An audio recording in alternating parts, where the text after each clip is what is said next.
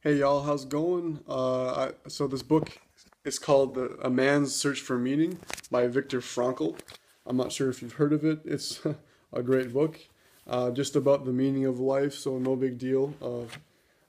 Finding meaning in your life. It's one of the original books of existentialism, which is a philosophical um, school. However, this is more psychological. And in the book, it's divided in two parts. In the first part, he describes his experience in a concentration camp, which he ends up surviving. And at the end, he describes his new therapy called logotherapy, which is a new take on psychology by looking at humans through an existential lens versus as just bodies and brains. So it's pretty interesting. And so I'm going to read a section from the second part where he's talking about an experience he had in the concentration camp, and it's in the logotherapy section, but one of the best sections of the book. There are situations in which one is cut off from the opportunity to do one's work or to enjoy one's life. But what never can be ruled out is the unavoidability of suffering. And accepting this challenge to suffer bravely, life has a meaning up to the last moment, and it retains this meaning literally to the end. In other words, life's meaning is an unconditional one, for it even includes the potential meaning of unavoidable suffering. Let me recall that which was perhaps the deepest experience I had in the concentration camp.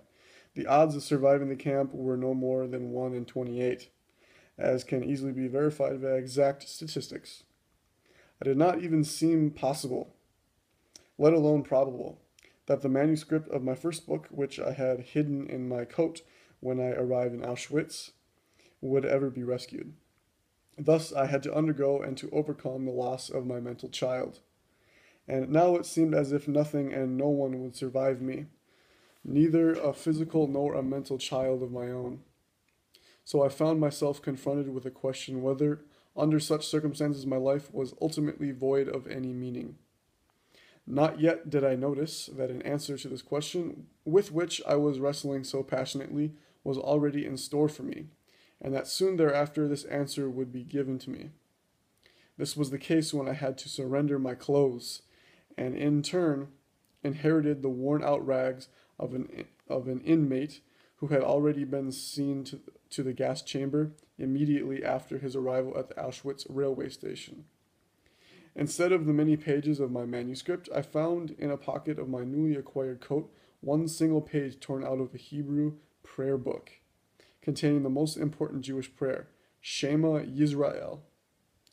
How shall I have interpreted such a coincidence, other than as a challenge to live my thoughts instead of merely putting them on paper? A bit later, I remember, it seemed to me that I would die in the near future. In this critical situation, however, my concern was different from that of most of my comrades. The question was, will we survive the camp? For, if not, all this suffering has no meaning. The question which beset me was, has all this suffering, this dying around us, a meaning? For if not, then ultimately there is no meaning to survival. For a life whose meaning depends upon such a happenstance as whether one escapes or not, ultimately should not be worth living at all. Pretty good stuff. Thank you guys. Bye.